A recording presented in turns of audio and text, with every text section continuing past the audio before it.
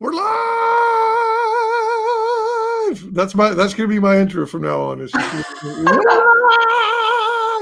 A homemade intro, but Yeah, it's more special according it's to this year. special and it's more intense. Yeah. So we're here with Carla Tornielli. Tornielli, Oh, uh, thank you. one of the co-creators of a very interesting book called The Grim Reaper, which is in its second volume already. Yes, And the second one is in demand. It's not in demand. It's crowdfunding now. It's live, guys. You it's need in demand. The first campaign we actually closed it, and we are selling all the books in the second campaign. We have a tier, a perk in which we sell issue 1, issue 2, and also a spin-off, all together for $30, which a is spin-off. very cheap. Yes, a spin-off also. Wow, that's Yeah, my husband wanted to write more and more and more. Please, let's include the story. Please, okay. I've been like that with my campaign as well. When we're starting out, people like us, and we're not part of the superstars of crowdfunding yet. We're bound to be. But, I think we have the tendency to want to like give a lot to the backers, because you want to show that you have a quality product, and you want to be generous, and you want to accrue goodwill with the people, And I've done some of that myself, and I'm offering like 3 books for. Well, it's not really 3 books. It's 1 book plus 2 variant covers, but for like a ridiculous price, basically. I don't think I'm making any money on it at all. But Oh yeah, that always happens, like especially in the first campaigns. It's more a matter of gaining the trust of the backers, and then you can get money. But first, you have to put the most important thing, which is the trust. You have to give first, so then you can start thinking about the money. If you are always with the money in your mind, then you lose, because you cannot face this business like that. no, of course not. No. Mm-hmm. Yeah, the idea is to establish yourself, establish legitimacy first and Yes. foremost. And then once you do that, you get access to bigger platforms, hopefully, and Definitely. And then you're in the money. Mm-hmm. That's All right. it. I'm really interested to ask you and probe deeply about this project and how it came about. I know that it's a partnership with that you've established with your own partner in life, your husband. Yeah. I'd love to know what how the duties are sort of parted between you and him. Are you the artist and he's the writer, I'm assuming? Yes, basically I do everything visual. I do the pencils, inks, colors, letters, everything, and he writes, right? Okay. So it's very weird, our way of working. I don't know, we just don't mess with each other. I let him do his thing, and he lets me do my thing. I don't get in his writing, he doesn't mess with my drawing, and we're happy. That's good. That's good. Somehow it works. That's a rare. By the way, that's a rarity in marriages, huh? I know, yeah. He's a keeper. He's a keeper. Oh yeah. Yeah. And by writer but it's one thing to be a writer. It's another thing to be the creator, in the sense that, like, you spawned this idea. And was that the case with him? Was Grim Reaper his sort of like brainchild, or did you sit around and toss and brainstorm with each other and toss some ideas around, and then when it came to writing, you relegated those duties to him? Well, he comes with all the ideas, right? Okay. And well, my husband has a very unique way of working, which I always tell in my streams. He actually get the ideas in his sleep. Okay, So he just wakes up and in one sitting, and he writes a whole series. Oh, really? Yeah, it's crazy. And for example, he goes to sleep like, I think I want to write about something about this, something about that. He's totally relaxed. He doesn't think about it too much. He just goes to sleep and he dreams like a movie. He tells me like he sees the movie. Yeah. And it even has a soundtrack. It has, it has everything. Oh. Then he just wakes up and just writes what he saw, and it's amazing. And I try to be like his editor too. So after he finishes writing, I read it, but I am like a pain in the ass. Like I try to find a weak, I don't know, weak things in the story, or try to, yes, I try, I ask like a ton of questions, unnecessary questions, like to test how solid the concept is. Right. And it's super, super solid, super good. Like it's one story that has different lines in the same story.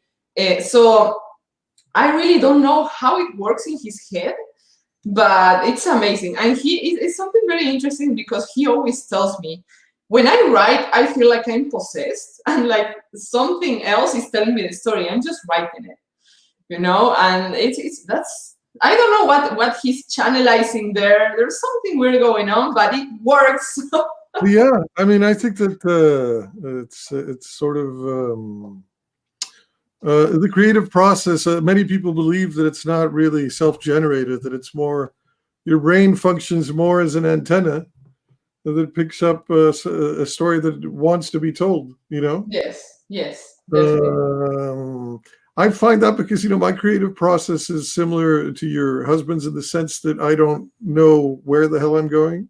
That's cool. And I just write it, and then all of a sudden I see the story unfold before me, and then all of a sudden pieces that I would never imagine fitting with each other.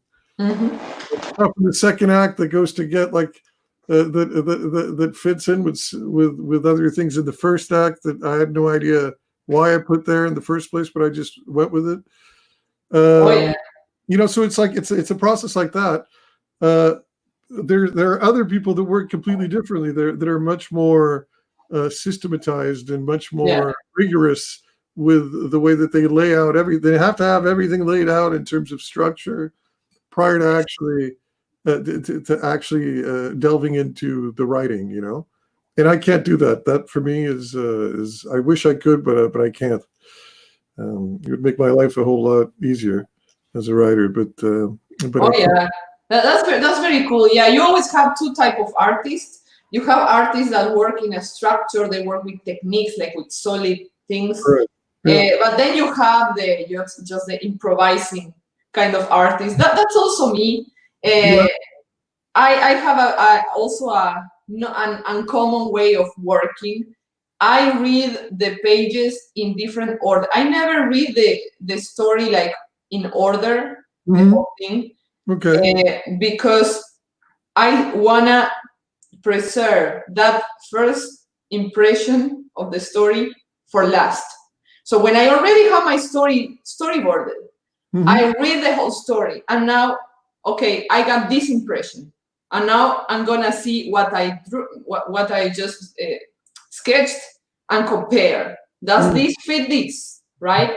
And if I read the story first, and then I storyboard, and then I read it again, it doesn't work, because the first impression is always the only one you're gonna have. It's never the same, because you feel like too soon in what you're doing. All right, I'm sharing. I'm trying to share the screen. I don't know if it's working or not. Can you see this? Yes. On your end, is it on the page, the Grim Reaper? Yeah. I'm seeing the screen of the video. Yeah. You're seeing the screen of the video that we're gonna see, and I was like actually watching the. The trailer, and it's really well put together, huh? Please take into account that you have to put share audio before sharing screen. Oh, really? Okay.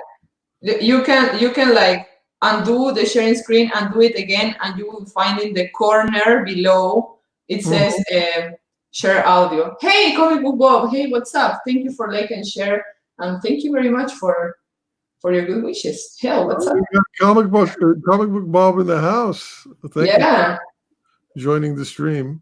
Thank you very much, my friend. With the talented Carla Tornielli. Okay, so I'm glad that I have somebody that's well versed in this whole StreamYard. Well, I started not long ago. I think it's been like a month since I started live streaming and stuff, and I have to learn everything on the go, you know. And now, yeah, I'm very used to it. And every time I'm streaming longer and longer. Today I did a stream for 2 hours and a half. I don't know how the hell I did it.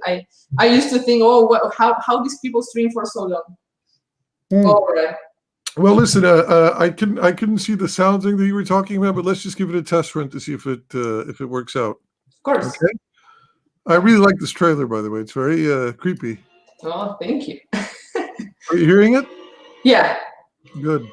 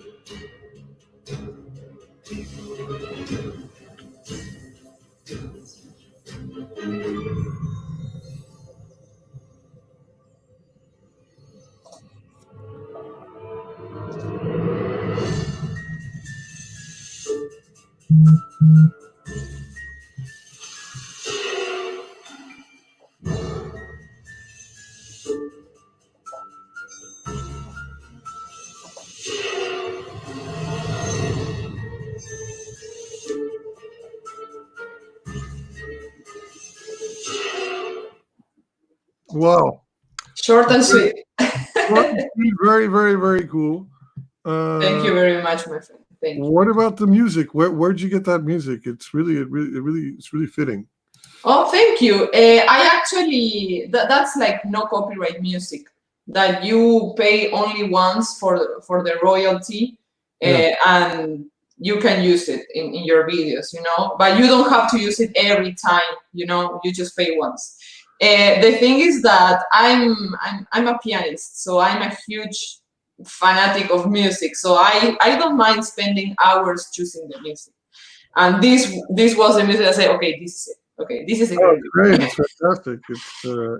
It feels premium, like a premium arrangement, orchestral. Oh yeah.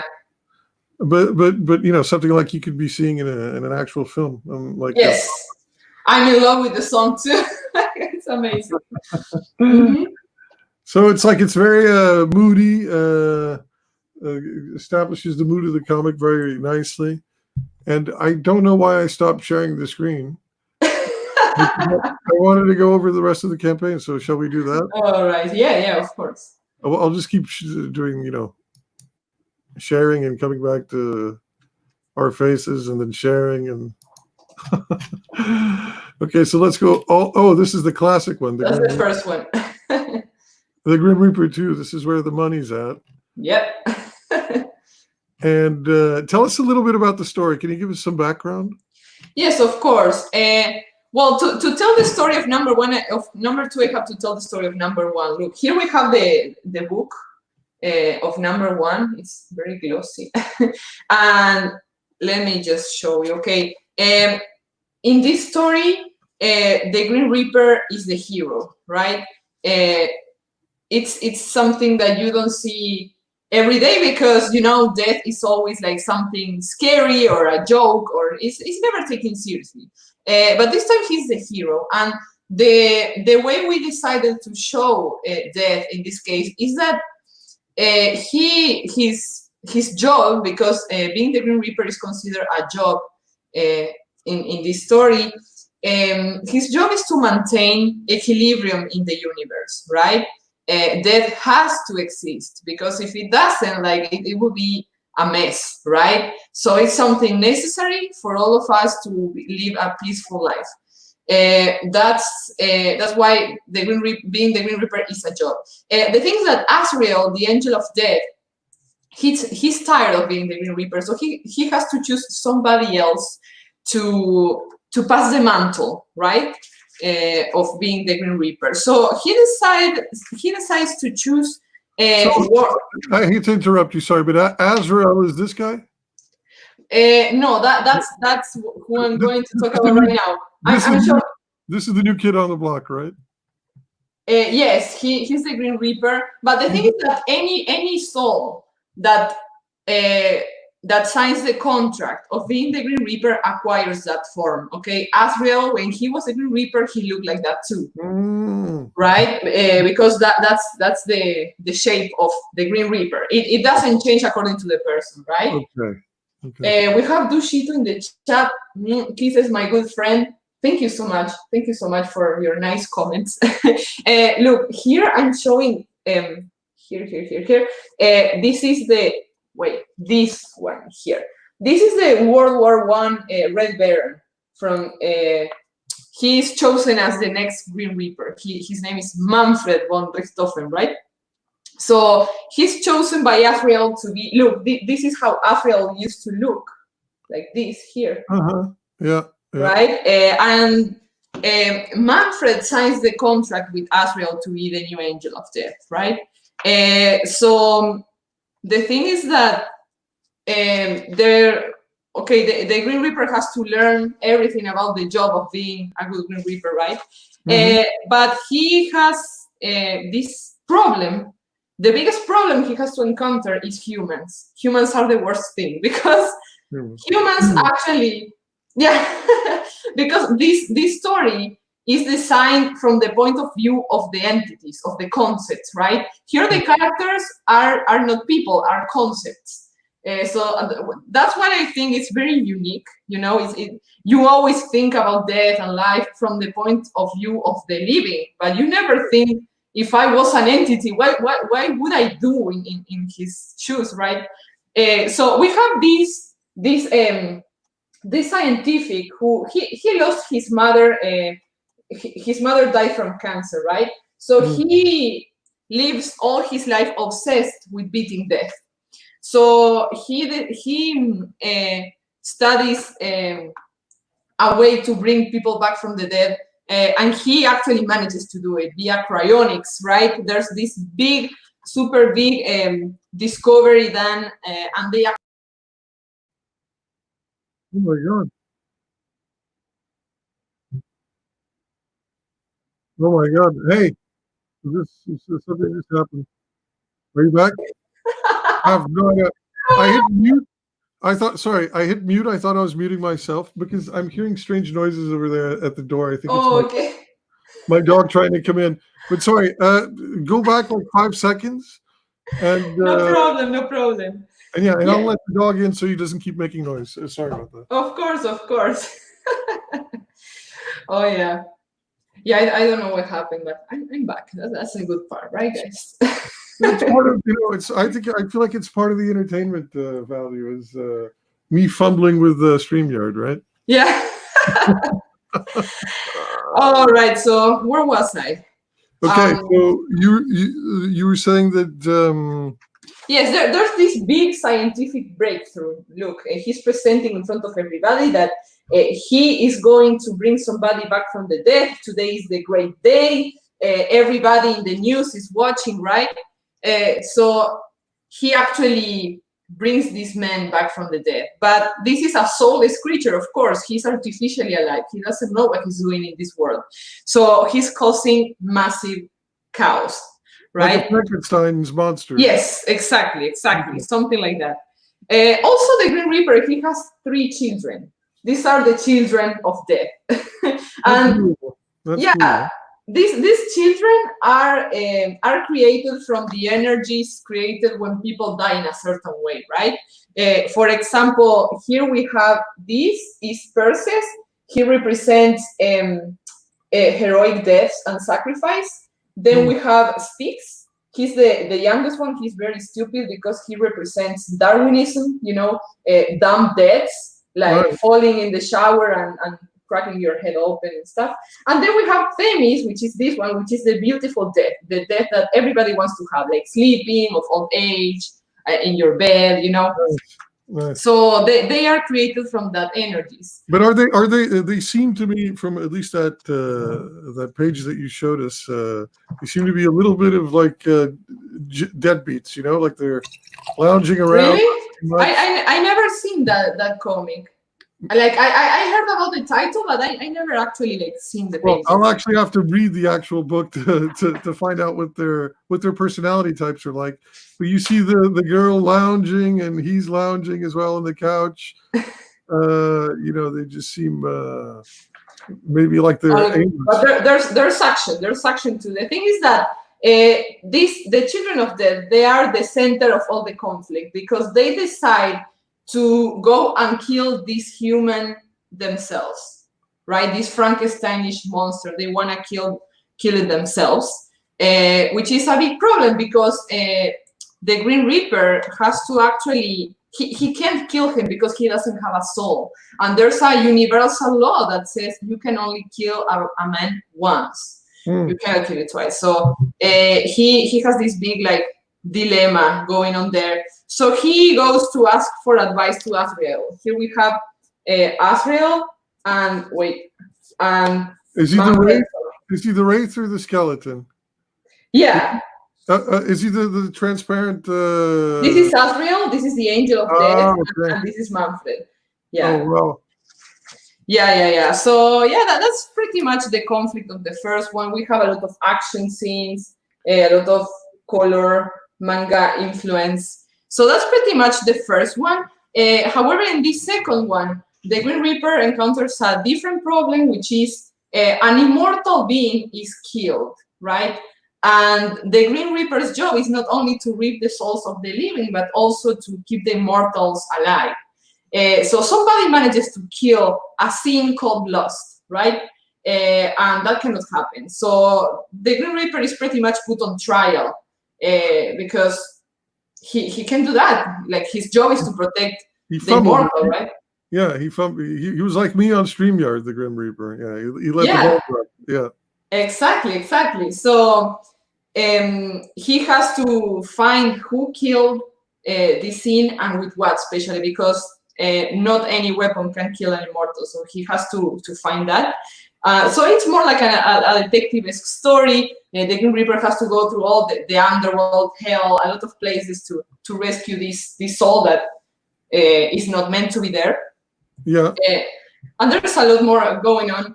But my favorite story is actually the spin-off. Because, I don't know, my husband has so many ideas and he wants to put them all in the book. But the spin-off is my favorite. He likes to insert a lot of historical fiction characters, people that actually existed. For example, in issue number 1, you have Vlad Tepes, the Impaler, like Dracula. Yeah, and for example, the Red Baron also. But in the spin-off story, the story is in pre-Soviet Russia. Rasputin is a very well-known necromancer, of course, in Russia. So he's friends with the Green Reaper because he's always doing this dark magic. So he's always in contact with death. That's why they're friends. The thing is that the Green Reaper appears in the tavern. If you share screen, I can show you like the drawing of that. I think it's sharing now. No, or no? It's sharing. Oh, you're going to show it. Sorry. No, you weren't sharing. You have to put add to stream, but I can share it too if you want. It's the same. Because it says if StreamYard is sharing your screen, stop sharing. I'm going to stop sharing now. Maybe. All right. How's so that? Let's. Good. Okay. There. Okay. So, let me find it here. This is Rasputin in the tavern. This is the Green Reaper, and the Green Reaper comes to tell him, okay, my friend. You're gonna die in a few days. Just came here to tell you that. I'm sorry, but I'm saving you from a more painful death, right? Yes. And Rasputin is like, oh well, okay, my friend. If I gotta go, I gotta go. What can I do? let's just have some vodka together in my last moments alive, right? So they get drunk, they sing, they laugh. This is a very happy Grim Reaper. The thing is that the Grim Reaper challenges Rasputin to an arm wrestle competition, in which if Rasputin dies, he has to keep him alive. You know, the Grim Reaper has to keep Rasputin alive. The thing is that Rasputin cheats and manages to win. So the Grim Reaper has to give him a medallion. As long as Rasputin wears the medallion, he's not going to die. And that's why the historical Rasputin has so many stories behind being impossible to kill and exactly being drowned and all that. Okay, I see. Exactly. That's how John explains His supposed invincibility. That's exactly. let me ask you a question that's been lingering in my mind ever Of course. since you mentioned it before we move on, which is the Grim Reaper. You mentioned that he was in trouble because he let an immortal die under his watch. Now, who is he in trouble with? Who are the entities that he reports to? All the more important entities. For example, one entity that is like bigger than him is the Angel of Death, right? But there are much more, like it is the whole universe, the whole cosmos. But you should probably ask that question to my husband. He will have better answer than me. But I did the same question to him, and he actually explained me. And yeah, as you know, in the rules of the universe, there's always a hierarchy, right? Right. There's always a hierarchy, so you always have like a boss, to call it that way, right? Right. Because if you mess up, you are messing with the order of the universe. But don't tell that to the Marxists. What? Don't tell it to the Marxists. Oh no, they don't like that. Definitely. All right, so in this page here, we are seeing how the people from the palace is actually getting rid of Rasputin. And this is the medallion. They actually take the medallion off, but they are not aware that the medallion was keeping him alive.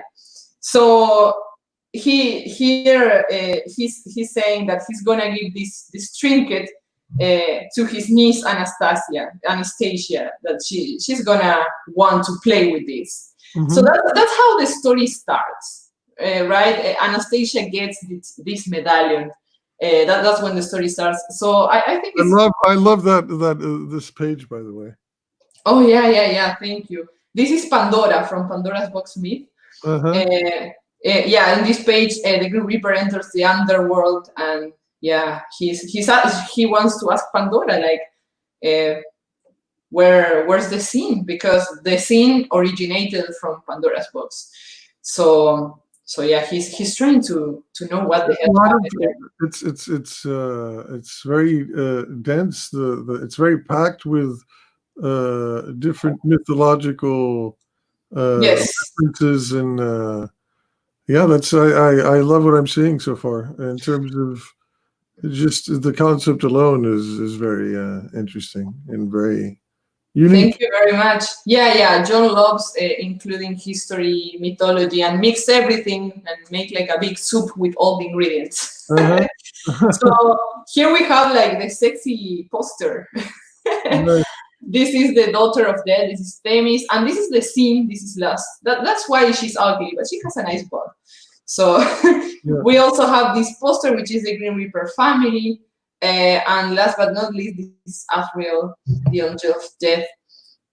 And this character is Smokey. This is like the pet horse of the apocalypse, which is gonna be Manfred's body during this adventure. Yeah, it's a nightmare, is what they call it. Right? Oh yeah, I think so. Yeah, and then some scenes from the story. I dig it. I dig the colors. Did you do everything? You did the pencils, the inks, and the everything. So listen, that's why I have these dark circles, because I don't see. I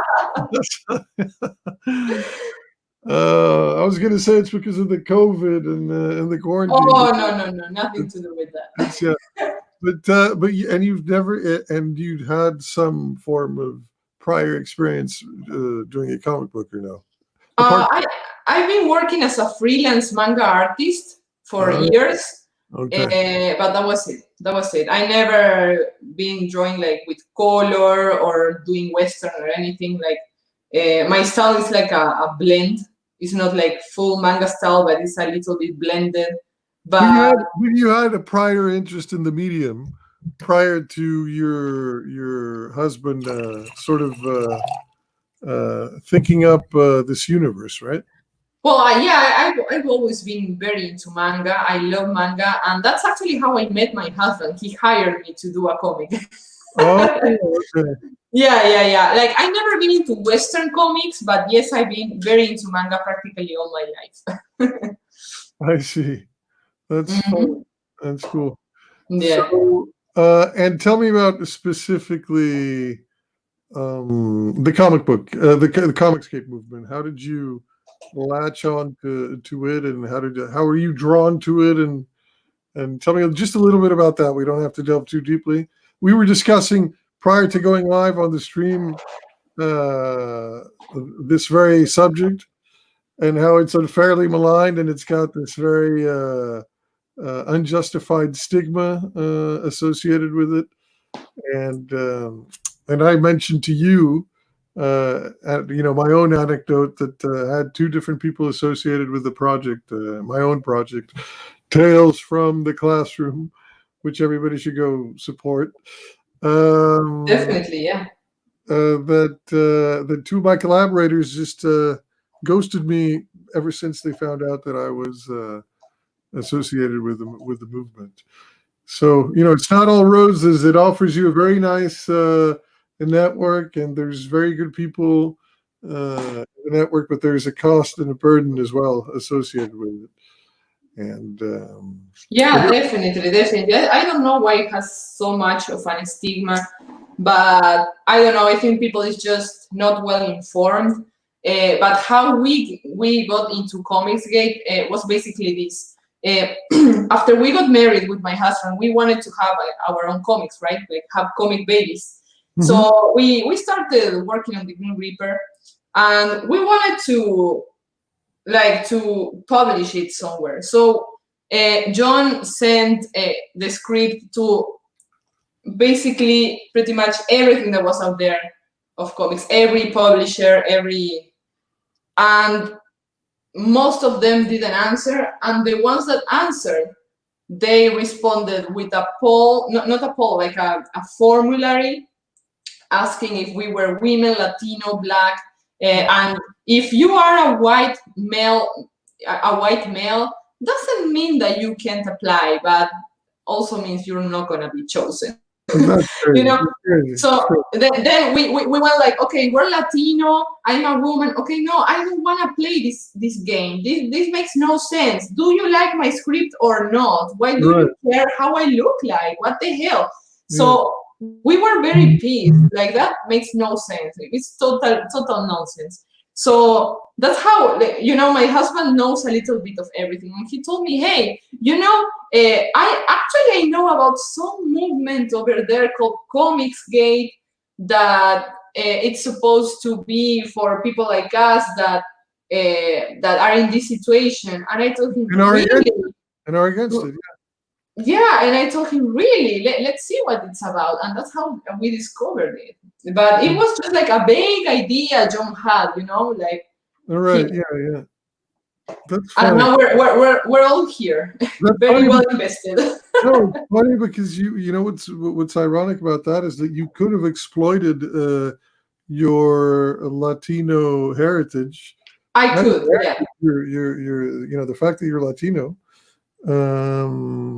If you wanted to, you know what I mean, and that out of principle, you decided that wasn't your jam. But I mean, it's a matter of self-respect. I don't want my work being published because I'm a woman or because I'm Latina. I want my project published because it's good enough to be published, right? Mm-hmm. What's the pride in doing it? Like just because I'm a woman, like that makes no sense whatsoever. I don't care if I have the opportunity to like cheat my way into it. No, I'm not interested. That's that's for cowards or for people that are truly incapable of doing quality work. I'm not made for that, and my husband isn't either. So that's why we're here. That's great, and I'm sure I don't speak for the whole of the movement, but I'm sure that the movement is very, very happy to embrace you and have you as part of it. They are the best. But and that's another thing. You know what I've noticed? What I've noticed that's Mhm. the as I've embarked into the CG journey, that it's actually made up of more diverse people than the actual Oh yeah, than the than other the actual diverse ones. Yeah, the definitely. actual ones that are pushing for diversity. Because they have a very rigid way of being diverse. Like you have to be like this to be diverse. If not, you're not diverse. Right. Stay Yeah. away. Yeah. There's one specific kind of diversity they're very interested Oh in. yeah. I'm very specific one. Yeah.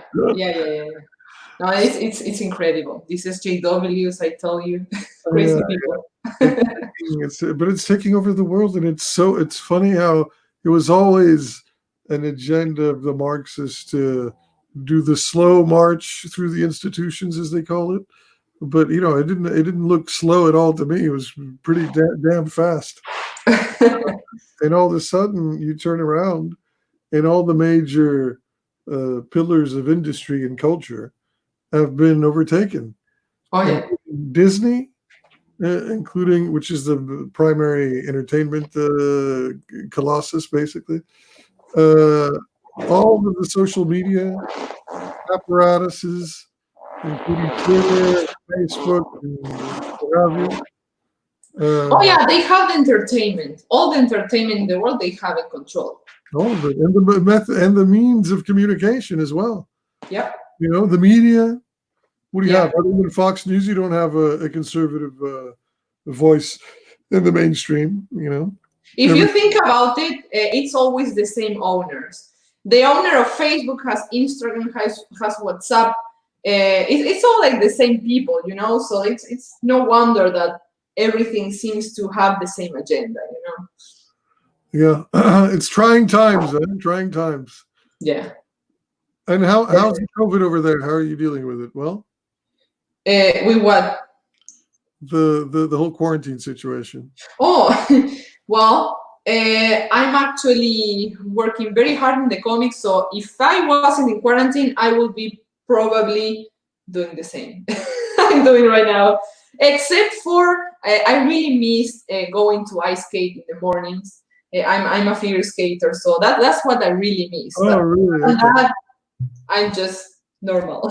I'm the same as you, actually. It's just the fact that it's going out to restaurants that I miss the most. Because when it came to like the weekends, I always like to go with my wife to somewhere on a date. Yeah, definitely. Yeah. Or do something with the boys and disappear for like 3 weeks, and then no, I'm joking. Yeah. No, I totally get what you something mean. the boys go out and have fun, and then a couple of drinks, and no more of that. And I'm very dismayed by what's going to happen to the restaurant business in particular. The small restaurants that I used to love to go Oh yeah. of typical food, The family small run, businesses, yeah. yeah, family run restaurants with super typical Portuguese food that most of you, the people watching, wouldn't know about, but that I'm very fond of. And that's probably all going to disappear, because of this Yeah, 3 month, potentially more lockdown. definitely. That's crazy. Definitely. Yeah, I just hope that this reopens soon. It's supposed to reopen the 1st of May. Mm, Hope so. I don't know. It's nice to dream, right? right. Yeah, exactly. I hope so. Have you been to Amy's Bakery or no? No, You haven't been to Amy's Bakery? not yet. You have to go to Amy's Bakery. Okay. What should I get there? What should you get there? You should get it's I guess like a cupcake. I don't know what it is that they sell, but it's one of those famous places in Arizona that has the craziest person running this restaurant of all time. Okay. Like Okay. Nightmare, you know Nightmare Kitchen, that program. Yeah. So, All right. so that's one of the most infamous episodes is Amy's Bakery, and it's in Arizona. So I thought maybe like go check it out. All right, right. I'm gonna tell John about it. I actually moved here uh, at the end of last year, and then I've been in lockdown. So I don't know much. We've been hiking a little bit. That we can do. Go hiking in the desert. Yeah, yeah, But that's pretty much it. that's it. Yeah, but the weather's fantastic over there. No, it's always sunny or no? Yeah, it's always sunny, but now it's getting a little too warm, and my husband is like, "No, you haven't seen anything yet," Wow. because in the summer it's hell, and I'm scared. I'm scared about that. Yeah, I'm sure. Yeah, Uruguay is actually pretty chill. It's like it's got seasons. I feel like it's hot in the Yeah, summer, but it actually gets properly cold in the winter. No. yeah. The thing is that it's like too extreme. It's too cold and too hot. Mm. The thing is that maybe the degrees are not that impressive as numbers, but the humidity is very high. So that's why in the winter you get very easily, you get the flu and everything very easily. I remember I had a Russian friend. She moved to Uruguay, and she always told me like, I prefer Moscow's winter so much more than Uruguay's, because here in Uruguay, my mother and I, we get sick. Our hair is like this. In Moscow, we're perfect. We don't have any kind of problem. So yeah, Oh, that's funny. Yeah, it's dry over there. But the thing is, if you get like yes. just a little bit of wind, it feels like daggers slicing through your skin. Oh yeah, Yeah. definitely. So not good, not good. But anyway, let's get back to the comic books because I don't think people are too interested in Russian, Russian climate and Uruguay. Maybe they are. You never know. And maybe, yeah, exactly. So tell me, let me see what I wanted to ask you. Oh, I know. Do you have any ambitions beyond the comic book? Is this like for this property? Is it something that you see living outside of the graphic novel medium, or like maybe as an animated show or as a film, something of the sort, or no? Well, I don't know if it counts, but I really, really enjoy doing YouTube. I want to grow in YouTube and also with the comics. The thing is that, of course, I would like to see my comic animated. That would be amazing, or in a movie or whatever. The thing is that that's not my goal, Hmm. because I don't see comics as a stepping stone. That happens a lot in the mainstream. They Mm-hmm. use comics as a stepping stone to get to Netflix or to get to movies. Mm-hmm. No, my goal is to keep making comics. I love making comics, and even if I don't know, become really, really successful and I don't need to make any more money, I will still continue making comics because that's what I love to do. Maybe like more calm, like with more time, but yes, I would definitely continue doing comics. And I really enjoy this whole system of like getting in YouTube, talking to the backers like directly, having this really amazing relationship with them, talking about different topics, like actually like developing a friendship with them. It's so amazing. And then like they buy the book, They buy the they book. comment, and There's a lot of quid pro quo going on in Comicsgate, not in a pernicious way, but in a very positive, like mutual aid sort of way, where people just help each other out. I go to someone's stream, I enjoy talking to them, I like their comic book, and of course I'm gonna back it, and yeah, do what I can to support them, and vice versa. But definitely. I feel like this whole crowdfunding thing um, could blow up to the next level, especially now Mhm. that this crisis is happening in the mainstream comic book industry. Uh, Mhm. I feel like maybe we're the vanguard of changing of the guard, and now business is going to be done primarily, not primarily, that's probably not going to happen, but in a good, it's going to be like a 50-50 split between crowdfunding and an actual like physical, going to retailers and buying your comics there. Hmm. I mean, maybe I'm dreaming aloud, but I think that because you look No, at some, yeah, like you see here that every time more and more shops are closing. yeah, they're People. closing, and then you see so many people. What is this? I That just sounds like my video. I just put on your trailer. Sorry. Blunder number 732. But you see like the just the success that a lot of the crowdfunders have had, the top guys, like your Richard C. Myers of the world and Ethan Van Sciver on the CG side. But not just CG, also the guy from Icarus and the Sun.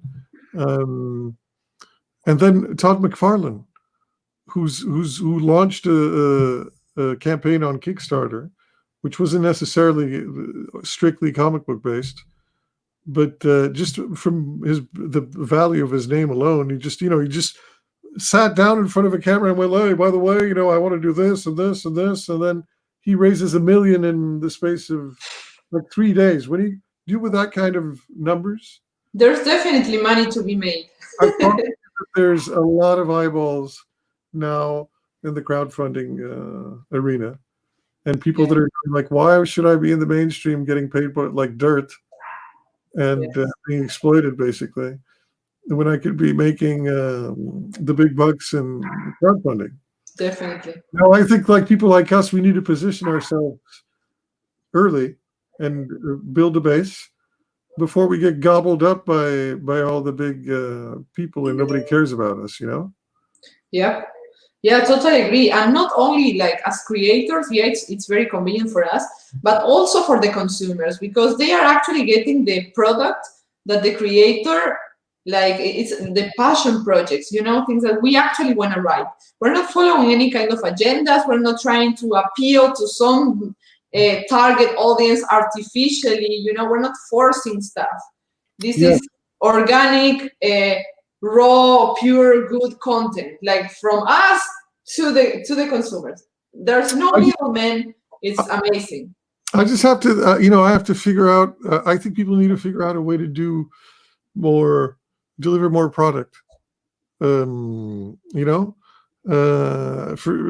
the example of Ethan Van Sciver, who's doing, I think he's doing like a project a year, right?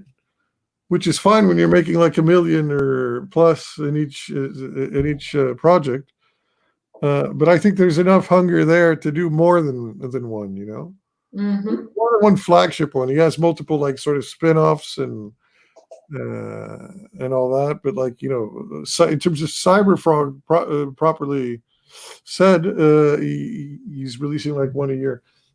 With my campaign, like what I'm going to try to do.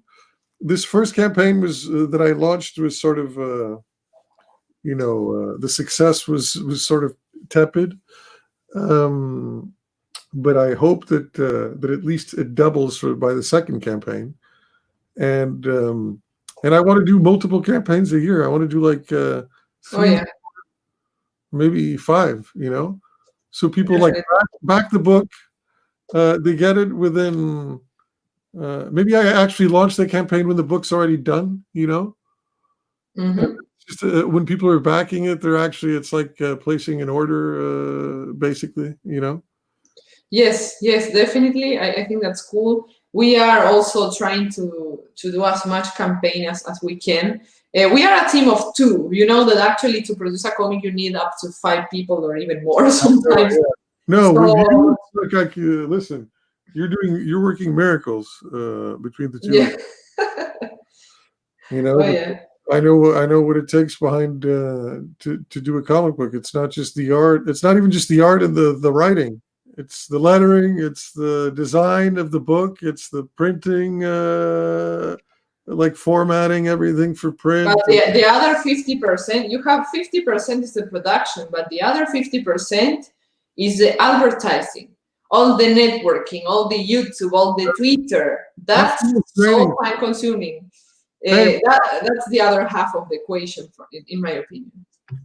Can I? Oh, I just figured this out. By the way, I figured out that you can like click on the thing. What's up, Jan? 656 guys, and Mogwai and Daniel. What's up, guys? What's up? Hey, Mogwai Centurion in the house. Good to have you here. Oh, well, you draw in quite a crowd, huh? You're the biggest. Huh? My beautiful, beautiful friends. I love you all. Mwah. No, you've been the biggest draw so far I've had on my. Well, I feel famous now. All right, so I just figured this out. Comic Book Bob is in the house. Dosito. Oh, Dushito. Dushito, yeah. Oh, like in Japanese, Dushito. Actually, he's Polish, so this is like Polish for shit, basically. Hail Carla, hail Rob, hail Dushito. What's up? Yeah, good people over here. Beautiful people, definitely. And keep, you know what you should do? You should keep RTing on Twitter. Tell everybody about this amazing stream with this amazing lady. Oh yeah, of course. I already retweeted like 3 times. Only 656 is also in the house. He's looking. Oh yeah. Good. I like the overalls. Oh, these are some friends from CG en Español. We are also trying to think about ways to expand the market and to translate our comics to different languages, right? Just translate it in Spanish, for example. Right. So I think that's something that has not been explored by Comicsgate yet. So yeah, we definitely want to see what happens with that. And today we have the episode number 3 for Comicsgate in Spanish. So if you feel like you want to practice a little bit your Spanish, you are more than welcome. Yeah. Yeah, we're gonna be streaming like in a couple hours. You have your own podcast of it's Comicsgate in Spanish, and it's for the Spanish audience. And yes, it's in YouTube. Mm-hmm. It's on YouTube. Okay. Yes. Share it with us so we know. Definitely, yeah. It's called Comicsgate en Español, and I always retweeting it in my Twitter. You can find it with that way, with that name in YouTube, Comicsgate en Español, and I'm always retweeting. Today I'm gonna be sending the link to everybody. Look, if you give me a wrench, I can put the link here. How do I give you a wrench? You have to go to YouTube, to the video. Oh, to the actual YouTube video. Let me see if I find it. Okay, so your channel, and then I'm streaming. Cool. Oh, so it's a few seconds behind. All right, so I'm on YouTube. What do I do now? Yes, now I'm going to put hello in the chat, and you're going to find 3 little dots next to my name, and there you can put give like a permission to be like a moderator or something like that. Did it work? Yes, I have a wrench. Thank you. All right, so I'm gonna put the link to my project, which is the Green Reaper here. Look, sorry, I have all these new subscribers. I'm gonna keep inviting you every day now. Oh yeah, I know those are the best subscribers you could wish for. Great, great people. Yeah. Let me share with you Comicsgate en Español. Give me a second.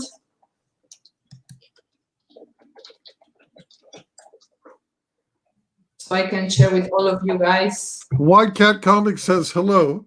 Oh yeah, that's me. I like his avatar. He's got good taste because I know that it's a Green Reaper. Yeah. This is the link for Comicsgate en Español. Oh, I'm sorry. That is Comicsgate in Spanish. Oh, you! I didn't get that. All right, sorry, that flew way over. And now I'm gonna share my channel. Please subscribe to White Cat Comics, everybody, because I just passed the 351 mark, and yeah, please subscribe. let's grow the channel together. I promise a lot of fun in there. This is White Cat Comics, and I also draw live in my live streams. So I really like to share the whole process of creating the comic with the audience, you know. So they, for several reasons. One of them because lots of people enjoy like watching art coming to life, but also for the fact that you know that here in the crowdfunding business, normally people you need to get their trust. You know, some, let's not deny it. Some creators, they are the fewer, but there are some of them. Some creators just disappear with the money. You know, You get they the don't money. exactly. They don't actually do what they are supposed to do. So That's the case of that guy Critias. Critias, yes, that's one of the cases. But you know So what? I never understood why he had so much success. Because probably he has been pushed by the big guys, you know. but why was he pushed by the big guys? Is what I want to know. Was he just like super early? Oh, only they know. Mm. Only they know. I cannot tell you why. I'll tell you something. There are certain rare cases. Typically, the guys that are being pushed up at the top are their projects are really quite good, most of them. But there's a few that are head scratchers to me, and you know, I'll never know why. You know, these people are getting platformed versus other people. I'm putting myself to the side, but like there's plenty of projects like yours, projects like. For instance, Brian Kriskow's Two Gun Six Gorilla. Gun Gorilla, yeah. Six Gun Gorilla, which looks fantastic. It's fantastic. Yes, it is. Another. We had Brian last night or the other night. It was really cool. But you know, actually, this whole platforming thing, you know, we started being platformed by some small channels, which we are so thankful for. That's how we started, you know. So how people started to get to know us. But having access to the big channels, no, that hasn't happened. And we're also not expecting it to happen either. We're building our own channel. Every day we're doing videos, attracting our own audience. But it's cool that you're building. It's cool that you're building your own platform and you're doing so well, because 300 subscribers. That seems like a small number to the general YouTube audience, but as somebody that has his own very small YouTube channel, I know how hard it is to get to that stage. Yeah, you know, it's something very like I tend to like romanticize things. I don't see like all the numbers, the cool numbers. I actually enjoy so much, you know, like I hit live, and I start live streaming, and then that's my people, my friends. They start to appear and hey Carla, what's up? Hey Carla, where's John? Hey Carla, what are you drinking? How did you sleep last night? I don't know, whatever. They are my friends. That's my people. So and you're addicted. Are you addicted to the process a little bit, or you love it? It's something you actually enjoy? Because I really enjoy it. Yeah. I see a lot of miserable YouTube content creators. Oh yeah, there's a lot of that. I know a few actually. I know. Yeah, look, I'm very sorry for interrupting you, but here John creates. He says, "I had John and Carla on the first live stream, and now Carla has more subs than me. I love it." Jam is one of those examples of people who platformed John and I when we just started. Nobody knew us. These guys were like this with open arms. The most beautiful people. They supported us all the time, and they haven't changed. They are still the same with us. Beautiful people. They have definitely a very special place in our hearts. That's what I mean. You know, I'm here talking to you, and they start appearing like, "Hey, I'm here. Hey, I'm supporting you. Hey, that's so beautiful." You know, look. I have my chicken skin now because that's such a beautiful thing. And last night we reached the 5K goal. And that's something like super like we weren't expecting getting that high number, but it's not even that much about the numbers. It's about the numbers are just reflecting what we are cultivating with the people, you know. And these people are our friends. We are genuinely super happy to be with them, to talk to them. We always like them participating in our streams, and it's like teamwork. We do everything together, and it seems to work very well. And I'm just so grateful that I have the opportunity to do what I do. I always remind them how important they are, because if it wasn't for the backers, for the customers, we will have nothing, you know. So I will never, the least feeling I have when I see like bigger numbers is ego or something like that. No, not at all. To the contrary, it's thank you for giving me that. Sure. Right? Yeah. But it's funny you feel that way, because I have personally a seething disdain for all of my backers. And no, I'm joking. I don't. I love all my backers. Yeah. Never take me seriously. Of course, I love all my backers. How can you not, right? Mm-hmm. And of course, it's I feel uncomfortable doing this whole YouTube shilling, which is what it is. But the truth of the matter is, if you go out into any kind of marketplace, this is exactly what you have to do in any situation. If you're selling refrigerators, this is what you have to do in a smaller scale. But like, Yes. once you're selling a product, then you have to sell it. You can't just sit and expect people to buy it because you think it looks amazing. You know what I mean? I Yeah. did that. I was so proud of my comic book and how it looks. Let me shill for it a little bit.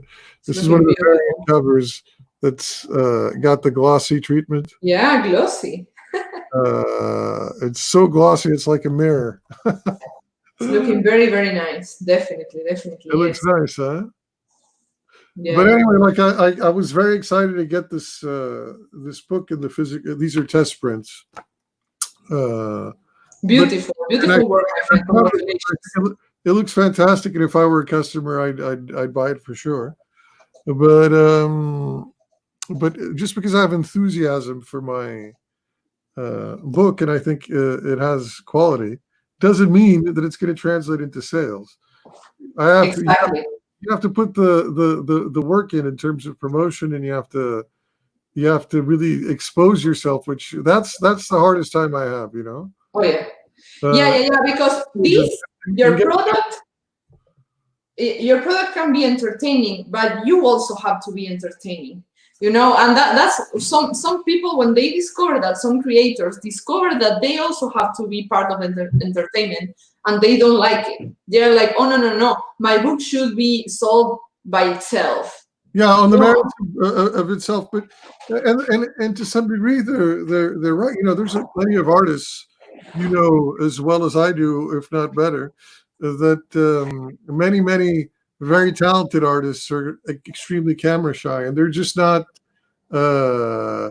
extravagant people, extroverted people to begin with. Mm-hmm. So for them, it's a tough process. For me, I'm not necessarily an extrovert. I mean, I don't know. Sometimes I feel like an extrovert, sometimes I don't. But it's not a comfortable situation for me to be on camera going like, "Hey, what's up, guys? Welcome to the stream," and all that, doing all that jazz. And it's something that I'm getting used to. Oh yeah. You have to get used to it. At first, I was like, "Hello, everybody," and now I'm like, "Ah!" Oh yeah, Jam. Can I say? All right, I featured. I'm just going to read this from Jam Creates. I featured Tales from the Classroom in the last issue of Indie Comics Underground. Ironically, it's the same issue Carla did a beautiful cover for. Love it. No way. I never saw this. This is news to me. This is awesome. Indie Comics Underground. I want to get this issue. Mm-hmm. I want to get this. Say Jam Creates. Let me know. Mm-hmm. And now I get it, and it's like it's shitting all over Tales from the Classroom. It's saying, don't get this book. It's terrible. Look, you can paste the link to your campaign in your chat. So if the people watching want to check your campaign, they can enter in that. Yeah, link. You know what? I'm going to share the screen for a little bit and just go over the campaign page for All right. just a little bit. I'm not going to bore you. Should I bore you with the trailer? Have you seen the trailer? Yeah. Have you watched the trailer? You I have. want to see. Okay, all right. Let's watch it together because it's. Do you know Von Klaus is? If I know what? Von Klaus. Do you know Von Klaus? Yeah. Okay, so Von Klaus is the creator of Monster MD, as you know. Yeah. He's been very gracious. He sort of shepherded me into the whole crowdfunding scene because he liked the look of the book and everything. And we have sort of thematic similarities between our two books. And he offered himself. I was having some trouble with finding like a voiceover for my trailer, and he offered himself to do it pro bono. So he's Right. he's an amazing guy. Not only is he a very talented writer, but also an amazing guy. So let's listen. High school is a nightmare, especially if you're the new kid and a zombie. Hi there, humans. I'm Rob Muerto, and this is my story. Tales from the Classroom, a fun post-mortem romp following everyone's favorite teenage zombie, me.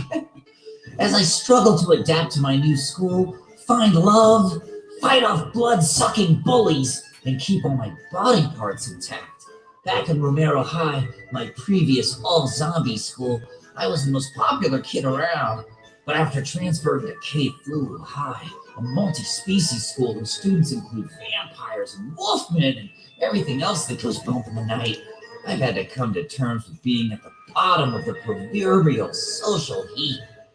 As a zombie or a pulse-challenged individual, I have fought to get my voice heard in a world populated with monsters of all shapes, creeds, and sizes, all of whom seem to think zombies are beneath them.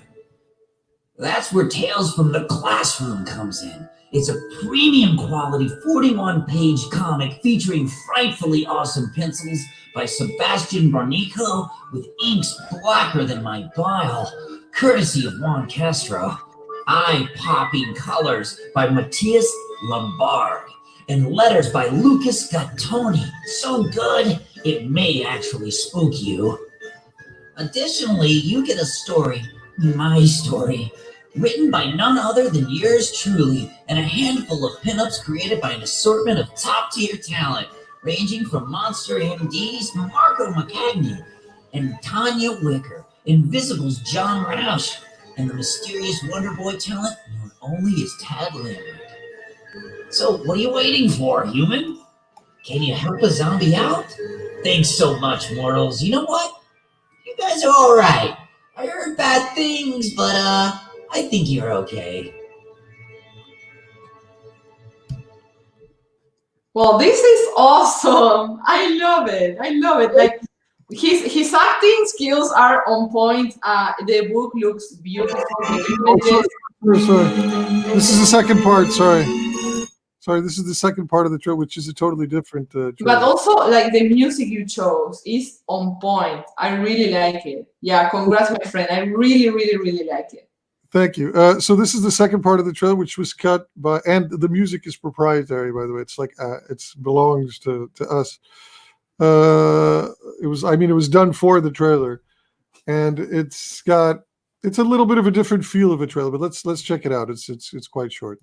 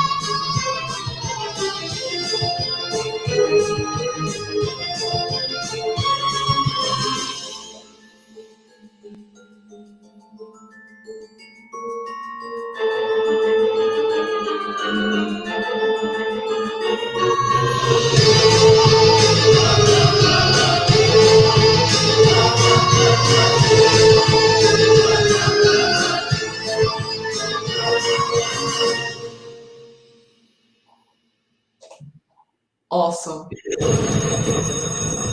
It's cool. Wow. Cool. This is so well done. This deserves to be much more exposed, definitely. Beautiful project. I appreciate it. I'm going to stop sharing the screen for now, but you got the gist of, I mean, well, actually, no, let me just, I appreciate it. Sorry. Let me look at some more stuff. This is the cover by that artist that ghosted me, by the way, look how good he is. He ghosted me when he figured out I was CG, but whatever.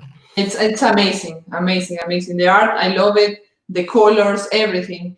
Normally, you see, for example, in comics that okay, it has nice inks, but the colors, or maybe the colors are really good, but the drawings, but this has everything, and the designs are just so good. You know, you have so many different kinds of characters.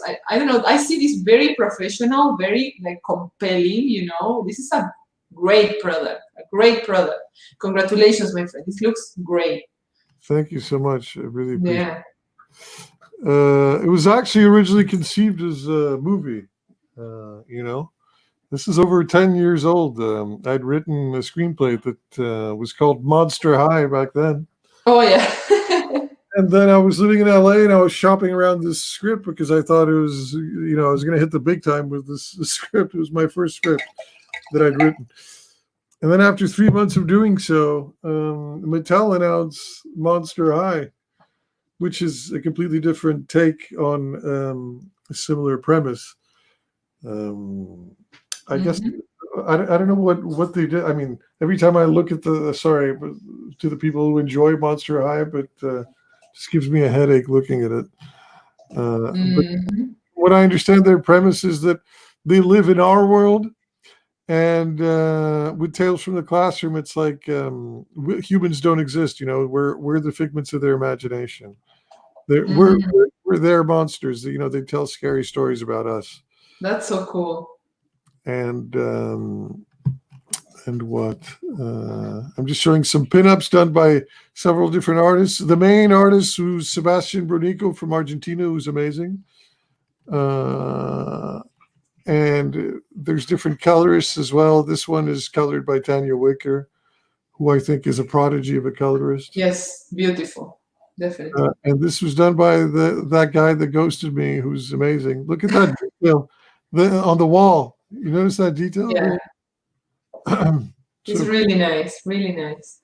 Yeah, very high quality product you have. I haven't seen a single panel or a single pinup that I don't like. Like everything's so well done. Thank you. Appreciate it. It's the truth. It's the truth. This is Principal Kong. One of the characters in the book, his name is Principal Kong, and I think you understand the homage. But he's got this is his office, which I wanted to flesh out as well because I want this to feel like a universe that's lived in as much as possible. You know, like something you could see yourself playing in a video game or watching in a TV show. I know you mentioned how a lot of people see comics as a stepping stone to bigger and better things. I don't necessarily see it that way, but because I'm a huge comic book fan. But I do see this living outside of the comic book medium. You know, I envision this as a show as well, very easily. Anyway, this office I like because it's got the motifs of the person that founded the school, Cthulhu. His name is Kane Thulu, and the school is named Cthulhu High. And obviously, Kane Thulu is this guy over here, the statue. You see the statue? No, let me see. Yeah. That's the founder of the school. This is the current principal. Okay. The current principal. And this is Principal Kong's office, which has some motifs from, when his predecessor, Kane Thulu, was around. So you see the little railing with the tentacles. And over here, you see the symbol. You can barely see it You see the octopus sort of symbol of. Yeah, a lot of detail, and that's the kind of things you don't find in the mainstream. Things that you actually put your heart and thought on it, right? Right. You see some comics of Marvel, they are just like plain background, plain colors, and look at your comic, like so detailed. It's a beautiful thing to look at. So there's no point of comparison between one and the other. Well, actually, I was so disappointed because I stopped reading comic books for, comic books consumed my life for a long time, right? Mm-hmm. And I was a huge Marvel head initially. And then at around the time when Brian Michael Bendis started overtaking Marvel, basically, and became the overlord of Marvel, I really disliked Bendis's writing. So, I migrated over to DC, and I'm very glad that I did, because since then it became my favorite of the two publishers, probably just edging out Marvel, although I love Marvel as well, the classic Marvel stuff. And then after like a 3-year period of immersing myself deeply in all things DC, I was like, all right, enough comics, enough universe resets, enough crises, like Final Crisis and Infinite Crisis and all this nonsense. I'm out, and I was out. I was out for like a good 8-9 years, and then when I came back, I saw the state of the industry, and I'm like, what the hell is going on? Yeah. You go to like a comic book store, and you pick up the comics, and just the way that it's physically printed would have been completely unfeasible back then. Like a Marvel comic book looking like this on this paper, on this quality of paper. I was shocked actually that it was like that. Never mind the actual content, which is with Captain Marvel with like this weird stretch powers, and she's Pakistani or whatever, and like Yeah. nonsense. So everybody gets covered. Everybody's included. Everybody Don't you dare telling them they're not inclusive, okay? No more Bruce Banner. Now it's Amadeus Cho or whatever. All this nonsense. Never mind that the content itself. The presentation is beyond shocking. Yeah. The presentation is nothing like the Marvel of old. You have to buy trade paperbacks these days to get decent print quality, and even then, it's not assured. But anyway, we're just over the 1 hour mark.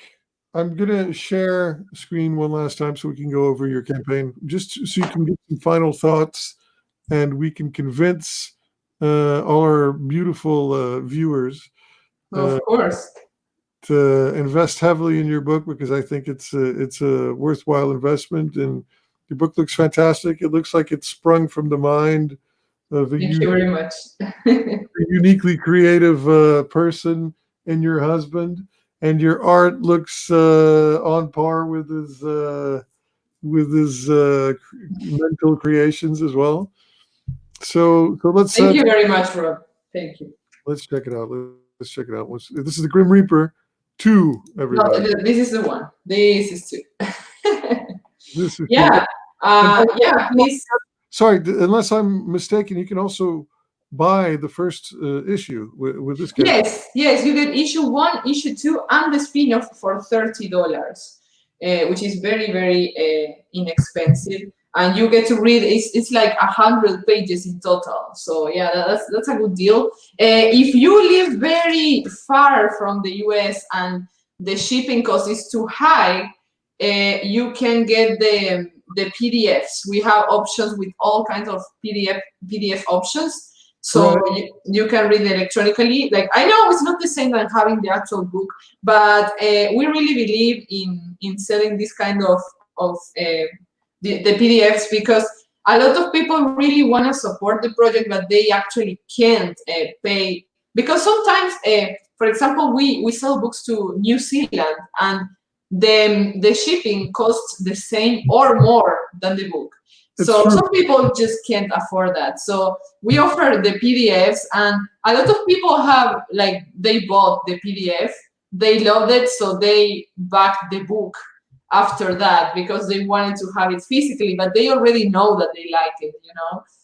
We're very happy that. I love PDFs. I love PDFs, and by the way, you can do things with PDFs that you can't do with physical media. I don't understand this whole digital is terrible, because it's I guess the rationale is that it's eating away from your printed sales. Same. You know, but you can do different things. Like for instance, with my digital, you know, there's a little very basic interactivity where, like, you click on a pinup and Rob, who's the protagonist, shows up. You know, saying, like, giving you extra flavor for the image that you're looking at, you know, so you can do. Definitely. Yeah, I also don't believe in that PDFs don't work. No, they definitely do work, and Yeah. most of our backers who bought the PDF, they bought the actual book because they liked it. They have all the right in the world to just buy the cheaper option to see if they like it. It's their money, you know, and we are more than happy because we really believe in our project. We know that this is gonna be good. Yeah, look, for example, Dushitu is in the chat, and he. Wait a second, I just got a notification that is covering the message I wanna talk about. Dushitu says, quality of PDF sent by Carla is awesome. I'm going for a full printed edition on next campaign. Yeah, that's one example. Dushitu bought the PDF and he told me he wanted to buy the printed book. But we have people buying the PDF in the first campaign that this second time, all of them were buying the actual book. So, you know, also, like, our goal is not to make more money, more books. Like, we want people to read our stories, you know.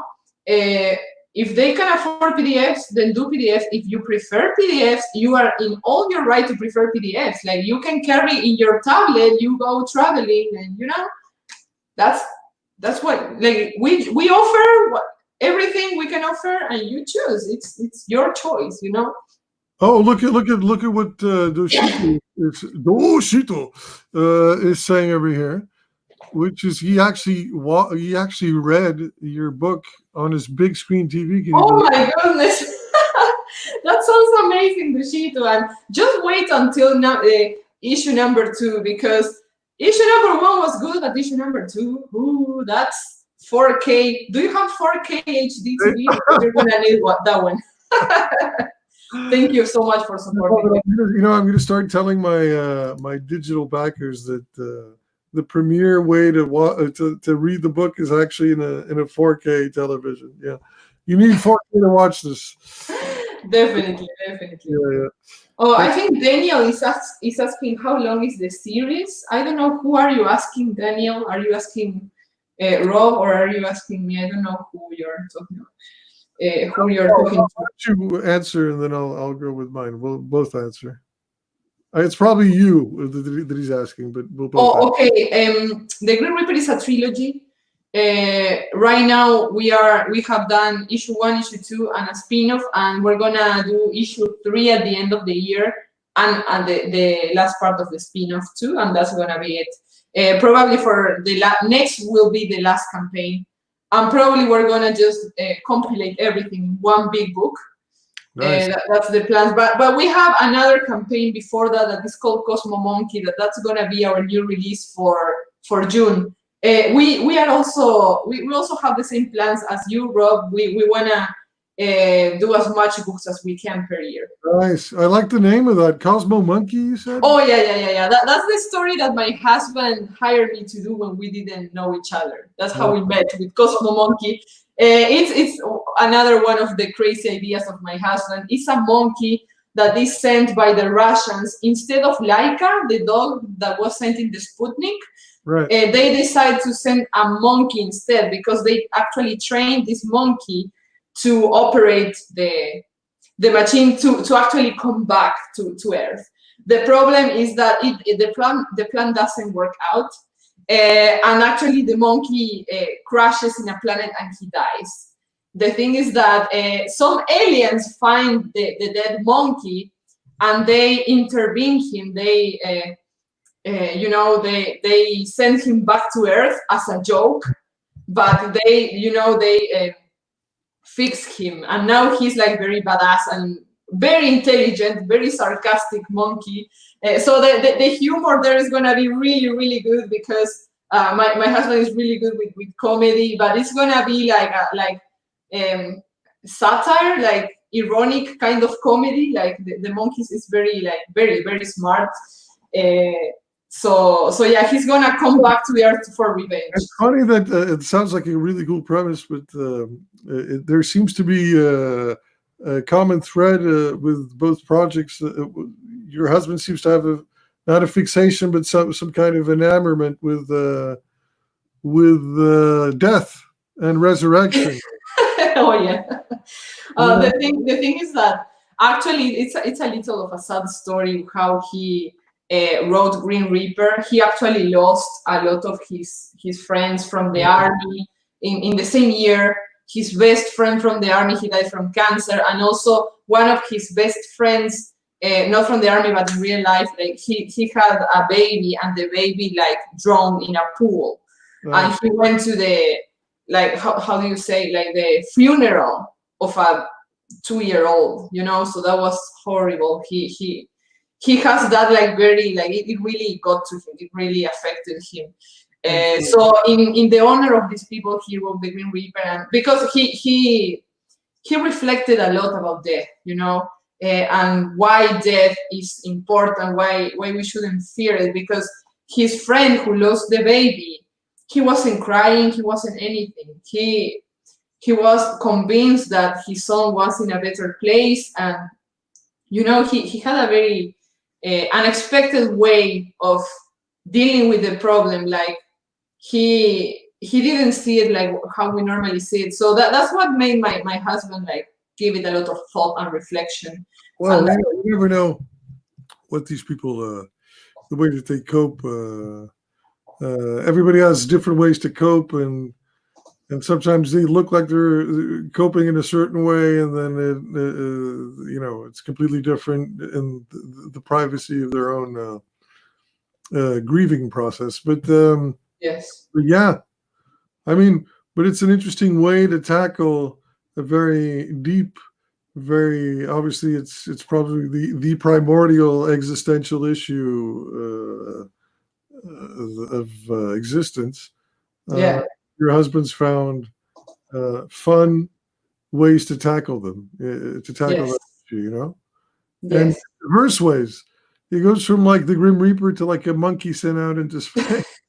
Well, the point of Cosmo Monkey, he told me it was more like to criticize how they used an experiment with animals, so he has his own like clever ways to call out these kind of things that humans tend to do.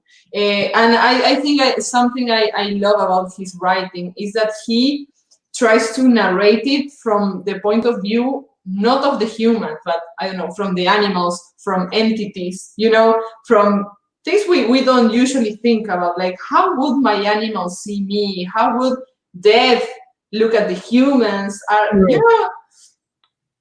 Because in the world of the humans, in the Green Reaper, when this scientific tells everybody, "I'm gonna beat death, I'm gonna be able to bring people back from the dead," everybody's like, "Oh yeah, amazing!" But that's actually not good, that's not good for the balance of the universe. So makes you think. For sure. Listen, will you do me a favor, Carla? Will you take the wheels of the sharing screen process and just go over Of course. your campaign, because I know I'm going to botch it up, and All right. I am. No problem. What do I share? Your campaign.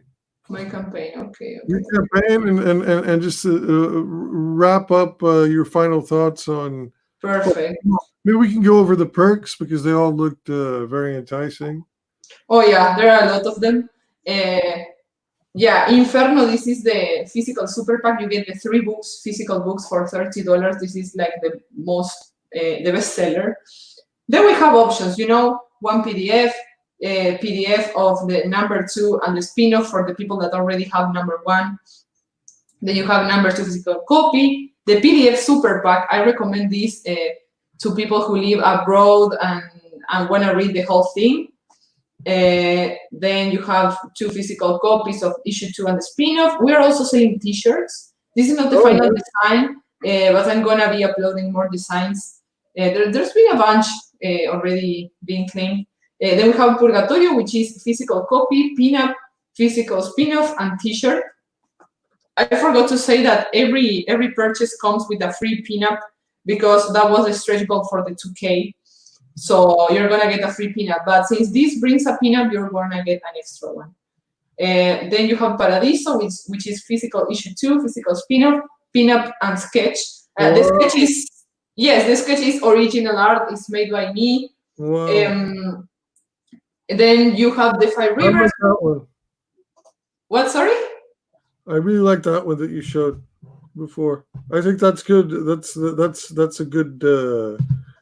That's a good spot. That if you want to really treat yourself, you should go for that one, I think. Oh yeah, thank you, and also thank you very much, Mogwai, for that. Love you, my friend. Let me give him one too, Mogwai. Oh yeah, my friends are very kissed every day. I'm all the time giving them kisses. Then we have the Great Sisters. This is this brings a commission with the same quality standards of my pages. Oh. Then we have the Necromancer, which is physical issue 2, physical spin-off. Be in the book. I actually draw people to be a part of the book. In this one, wait a second, this is. Oh yeah, because the Be in the book perk, which I sold 3 of them. Is gonna be this one, the 5 Rivers, and I have the backers being a character in the book, and they are being called by name, so everybody knows it's them. But if you don't know who they are, then the story continues. You're not gonna stop the story for that. Everything's cool. And the last one is my favorite. It's Pandora's box. It's basically a secret box. You have absolutely no idea what's inside, and it's $300. So it's like the most expensive one, and you have no idea what it has. Surprisingly, we sold one of them. So that's amazing, huh? Yeah, that was a fun, crazy idea we had. Nobody's gonna buy it. Okay, but what the hell? Let's just do it. And you know what? We actually sold one. So I'm so excited to send that Pandora's box. It's gonna be super, super fun. And yeah, we used to have 3 sketch cards from Sim Potier, but they are already sold out, so I don't pitch those. So yeah, please check the Green Reaper, back the Green Reaper. It's a cool story. We are making it with a lot of love, and thank you very much for the new backers. And yeah, love you guys. Thank you very much. And also thank you very much, Rob, for having me on your show. It's a huge honor and so nice to meet you. You are amazing, and your project looks great. Thank you so much. It's actually my pleasure to have you here, and hearts. And also, you have a fan base now. And by my inviting you here, your fan base came through as well. So I welcome them in. Hopefully they'll stick around. Hopefully. Oh yeah, definitely. And also the more guests you invite, everybody's gonna bring their own fan base, and that's how you get around. Yeah. We should do more things together, Carla. This was really nice. Definitely. I'd also love to pick your husband's brain. Oh yeah, you're gonna have a lot of fun with that. You should come on our channel too. I'm gonna set something. I'm like the manager here. I do everything. Then I tell my husband, okay, baby, tomorrow you have stream in that channel. You have to talk about this and this and this. Okay, he just sits down and talks. That's all he does, and I said everything. So. I have to get my wife to have a little chat with you so she can start acting in the same way. But yeah. All right. Awesome. So yeah, let's just set something. Guys, everybody, thank you so much for tuning into this. This was great, and I'll catch you on the flip side. I'll see you in the next show. All right, bye, Carla.